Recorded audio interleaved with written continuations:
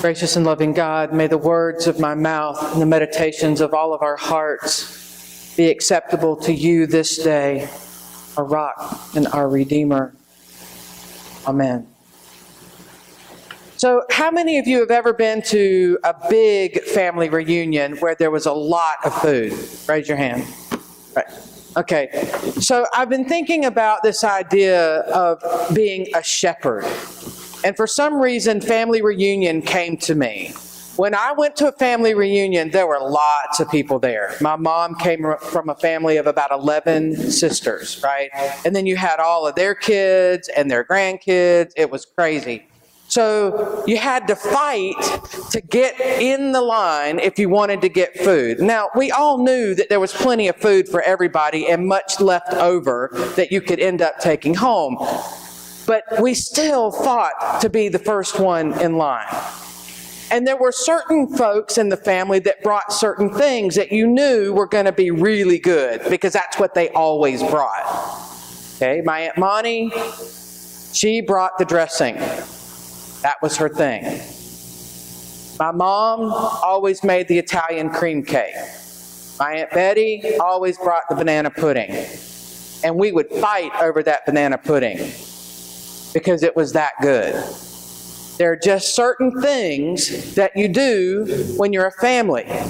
And if the adults had tried to tell the kids, wait a minute, you have to wait for other people to get in line, it would have been like herding cats. Not teasing. And so, as I thought about this concept of being around family, these were my people. I didn't always like them. In fact, often I didn't like them. But they were my people. They were my family. And I felt like, to some degree, the elders of that family, my grandmother or our parents, were our shepherds. They took care of us. They guided us. They directed us. They tried to raise us the best they could with what they had. Most of the time, they were successful. But as we can see from our passage this morning, that not all shepherds do their job so well. Now, I will tell you that this particular passage is not in our lectionary. Rarely do we even mention this passage. But it's a good one, is it not? And of course, in Ezekiel, one of the things I love about the book of Ezekiel is the imagery that he evokes in his writing and how he looks at common, ordinary things like shepherds and sheep, something that the Israelite people would have been very familiar with in order to make his point. Now, at the time of Ezekiel, God had given authority to certain individuals within the Israelite people, the whole people, to say, you are going to shepherd the people. You're going to take care of them. This is part of what the law is built on. And part of what our system of religious leaders comes out of. The Sadducees and the Pharisees were tasked with, later on, this care of the people. And there's a long history within the Hebrew people of the shepherds not taking care of the sheep. In the New Testament, we see this a lot. Jesus rails against the Sadducees and the Pharisees for not clothing the naked, feeding the hungry, taking care of the sick, fleecing the orphans and the widows from everything they have. It's horrible. And so really, this is a condemnation of the religious leaders of Ezekiel's day, saying, come on guys, get with it. What are you doing? You're not taking care of business. And he spells it out pretty clearly. You drink the milk, you make clothes out of the wool, you roast the lamb. In other words, you're taking from the people, you're getting everything you need, But what are you doing for the ones that you're taking from? You don't build up the weak. You don't heal the sick. You don't doctor the injured. You don't go after anybody that's strayed away. You don't look for the lost. These are your kin. These are your family. And you don't care. As I began to study this passage, I couldn't help but bring myself right to the present day. In so many of our churches, where it feels like the people who are standing in my position, ministers in churches, that they just don't care.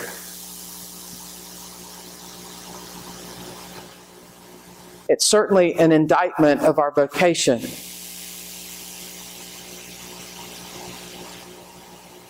No, we don't always get it right. But I would like to think that at least here we make an effort most of the time.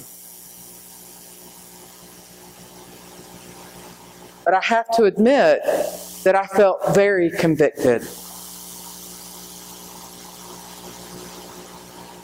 Like, how much milk am I drinking, and how much wool am I getting from the sheep, and how much roast am I getting from the lamb? And how much am I not doing these other things? I went to Indianapolis over the weekend, and we had a training with the church at the Indiana-Kentucky Conference office. And we were talking about the life of the church and what it means to be ordained clergy, and the difference between ordained and licensed and all these, business kinds of things, right? But at the heart of our conversation was that we have been called by God, and that this is God's church.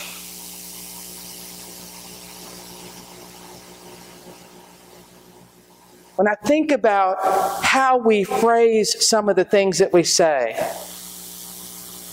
for example, this is my church, not our church.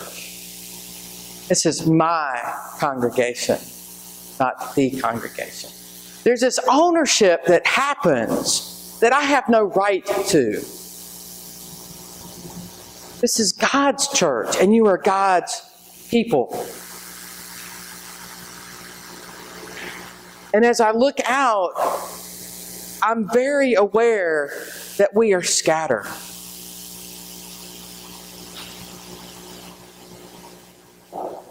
Folks are missing. And it makes me sad. But God doesn't leave us hanging here. God gives us a remedy that is so simple that we often forget. He's saying to Ezekiel, tell the people that they're fired. They're out of a job. Cut them loose. From now on, I myself am the shepherd. I'm going to look for them. If you can't do the work, you're done. Step aside. I'm going after my sheep. I'll rescue them from all the places they've been scattered. I'll bring them back. I think we've been praying perhaps for the wrong thing. Instead of praying for God to bring the people back, I've been praying, God, what can I do to bring the people back? See the irony here? There's no doubt in my mind that we are a blessed community. There's no doubt in my mind that we have been blessed by God. I see the hospitality that permeates this congregation. When people come in, we welcome them with open arms. There's no doubt that we have something to offer. But I'm also really aware that we're in this reorientation phase. this reevaluation of our mission and our purpose.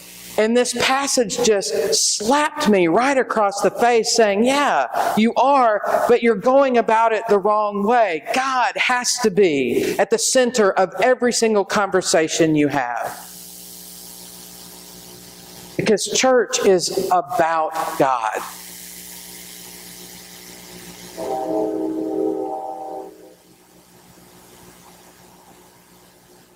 We've been talking in Faith Matters about what we believe.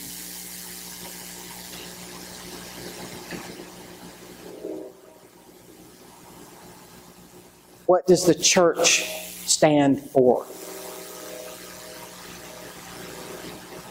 And we could answer those questions in a lot of different ways. And one of the questions is, why do you even come to church? One of the authors of this quote that we're looking at says, if you answer just to worship God, I'm going to re-ask the question. See, there's something about this idea of being shepherded by God that evokes an entirely new image for me.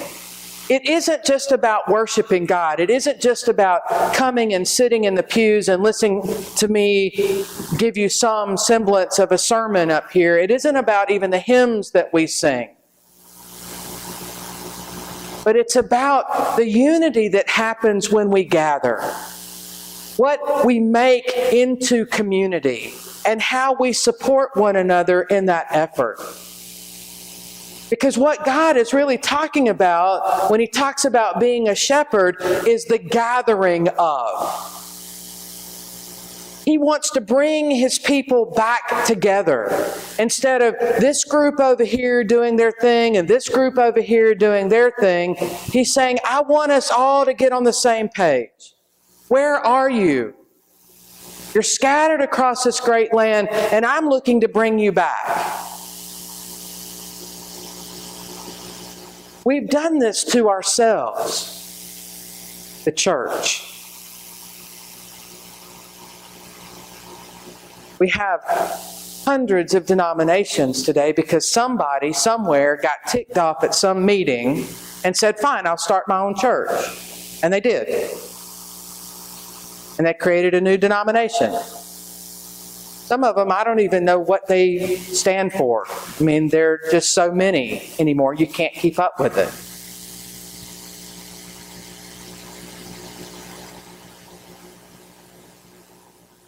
I wonder what God is saying here about what we've done to ourselves.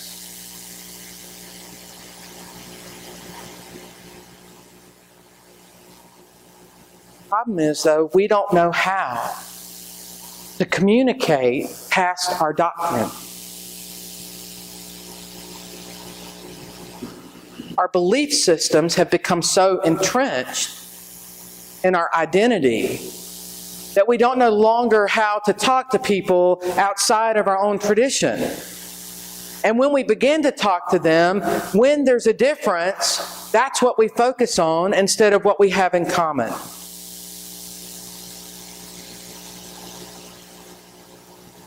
In that very first paragraph of this passage, he tells us what we should be focused on. Building up the weak, healing the sick, doctoring the injured, going after the strays. It can't be any simpler than that. But what do we focus on? Typically. If we were going to join with another church, the first thing that says, whose building are we going to keep? What kind of programs are we going to have? How are we going to pay the staff? God doesn't say anything about that stuff in here. It doesn't talk about buildings. It doesn't talk about paid staff. It doesn't talk about the petty things that we argue over.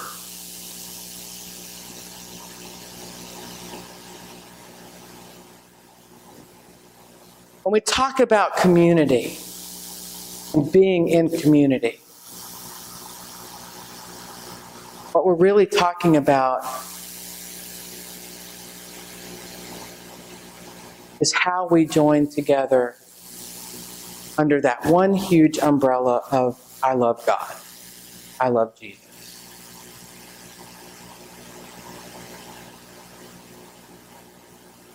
If we went back to what Jesus said were the most important things, the summing up of the law, called to love God, love neighbor, and love self. If we could do those three things with any kind of proficiency, we'd all be gathering back together. We'd all be joining forces to make sure that the least of these, the most oppressed, the most vulnerable in our society were always cared for. There wouldn't even be a question about what our call was supposed to be, what our mission was supposed to be. It would be obvious to us if we took seriously the idea that God comes first, neighbor comes second, self comes third. Just like in the little chorus that we sang, will you let me be your servant?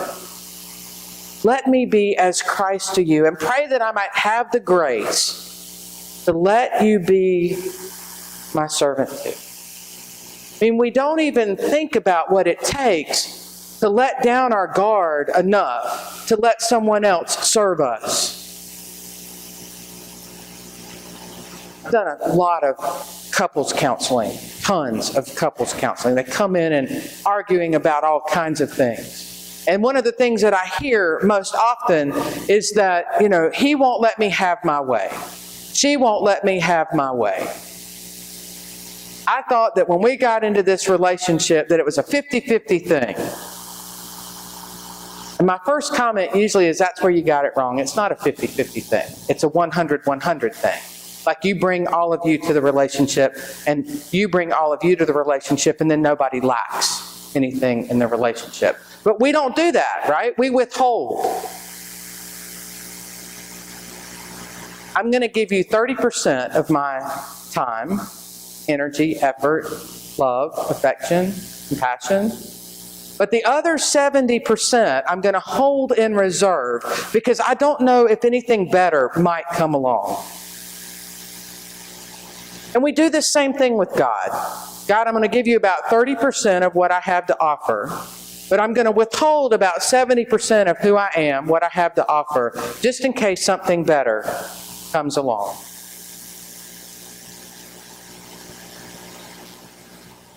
God has to come first. In order for community to work, God has to be the center of that community. It's a really simple formula. From now on, I myself am the shepherd.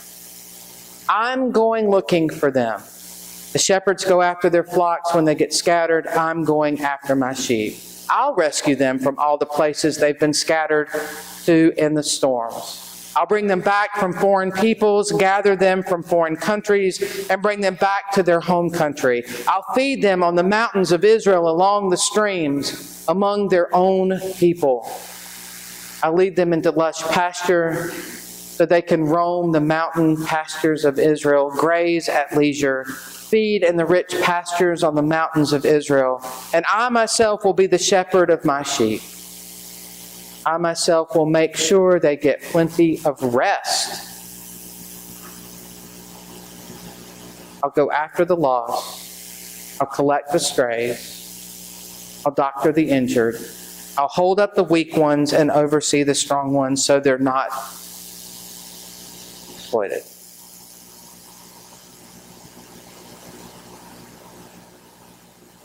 You know that something is going wrong when God has to step in like this.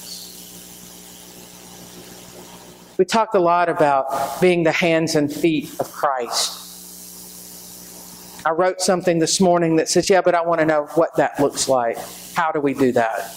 How are we the hands and feet of Christ? Because I do believe that Jesus has called to step into the role of shepherding the people. This was the reason he came, and he showed us a different way to live. He showed us what we were missing back in Ezekiel. Jesus gives us a different kind of blueprint for what it means to be in community with one another, and we just kind of go, yeah, okay, whatever. What does it mean for us to really be the hands and feet of Christ? How does that show up in our lives? What does it look like? How are we being shepherds? How are we gathering folks back to God? I'm not telling you, please hear me. I'm not telling you this morning that I want you to grab a Bible and go out on the street and start thunking people over the head. That is not what I'm telling you. Because that would make me run in the other direction. Right? Is that not what you've seen, though, a lot when you talk about gathering people in? That's the kind of message. They want to shove it down your throat sideways. No. That's not what I'm saying. My mama used to say, the best way to catch flies is with honey. Not condemnation. But if we don't know how to love God and love our neighbor, they're not going to see love in us. They're not going to feel love from us. And they're not going to want anything that we have to offer. It's a pretty simple thing.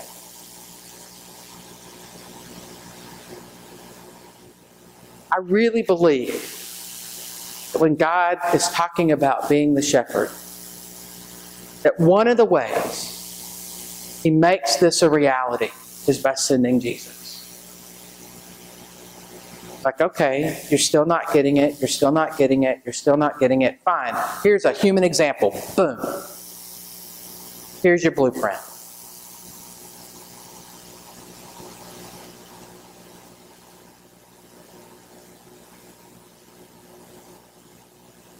It is my deepest prayer that as a community of faith, we continue to wrestle with what it means to be followers of Christ. That we continue to wrestle with this notion of what it means to be the hands and feet of Christ. That we continue to wrestle with this idea of loving neighbor. That we make clear in our minds what it means to build up the weak and to heal the sick and to doctor the injured and to go after the strays. That we become so crystal clear in our mission that not only we don't miss it, but no one else misses it.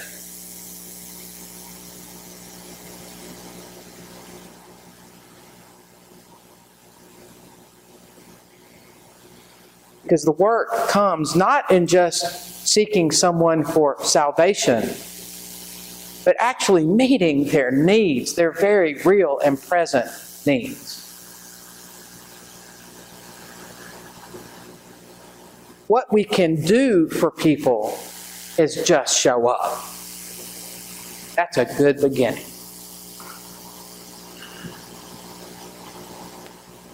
Actually act like a shepherd.